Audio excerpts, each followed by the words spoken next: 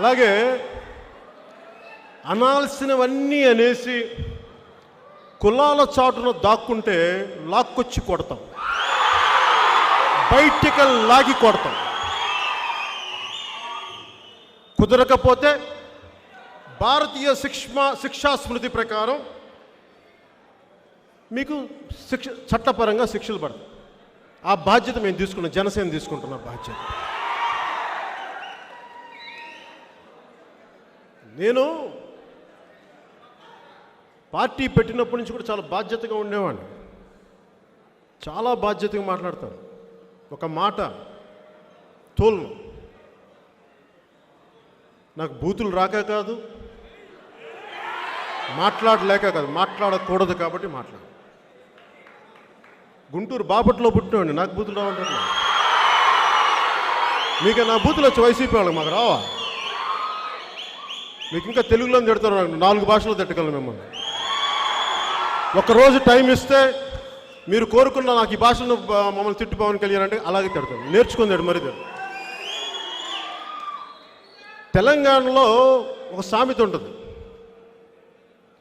అన్న అల్వాలు ఎడిపోవాలి అంటే అన్న ఉలవలకి దున్నుతున్నానే అంటాను.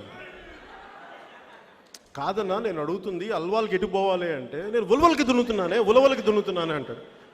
ఆడు ఇట్లా చాలాసేపు అడిగింది. అరే నేను అడుగుతుంది ఏంటి, నువ్వు చెప్తుంది ఏంటంటే వాడు కావాలని చేస్తున్నాడు. అట్లాగా నేను వైసీపీ వాళ్ళని ఏమడుగుతున్నాను, బాబు మీ సొంత చిన్నాయన వివేకానంద రెడ్డి గారు హత్యకు గురయ్యారు, ఎవరమ్మా చంపింది? పవన్ కళ్యాణ్ 3 పెళ్ళిళ్ళు ఎందుకు చేసుకున్నాడు, అదేంటి నా వ్యక్తిగత జీవితం ఏంటి? అలాగే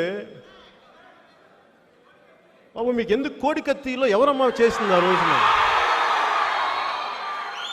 రోజున మీరు అంతా అరిచి గోల చేశారే. సిఎస్ఎఫ్ వాళ్ళు ఉండగా కేంద్ర కంట్రోల్లో ఉండి, నిఘా వ్యవస్థ కంట్రోల్లో ఉండి, భద్రతా వ్యవస్థ కంట్రోల్లో ఉండి మీ మీద దాడి చేస్తూ అంత గోల చేశారే.